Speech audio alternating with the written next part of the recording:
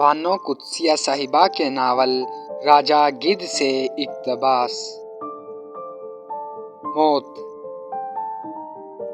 زندگی کی ابتدا سے اختتام تک ہمیں بہت سی جگہوں پر یقیناً سہارے کی ضرورت پڑتی ہے۔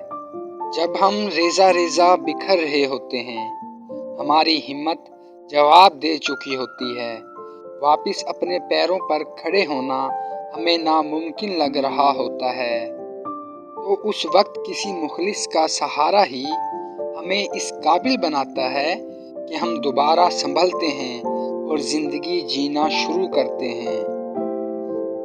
لیکن اس دنیا میں بہت سے ایسے لوگ بھی ہیں جو ایسے سہاروں سے محروم ہوتے ہیں اور مایوسی کی وادیوں میں کھو جاتے ہیں۔ ان کو اپنی زندگی بے معنی اور بے وجہ لگتی ہے۔ ان کی زبان پر بس یہی الفاظ ہوتے ہیں کہ زندگی تو کسی پیار کرنے والے کے سہارے گزری نہیں، اب موت تو کسی پیارے کے ہاتھوں آئے۔ اس بات سے ہم نے یہ سیکھا کہ موت کے لیے ایسی خواہش کرنا مایوسی کی آخری حد ہوتی ہے۔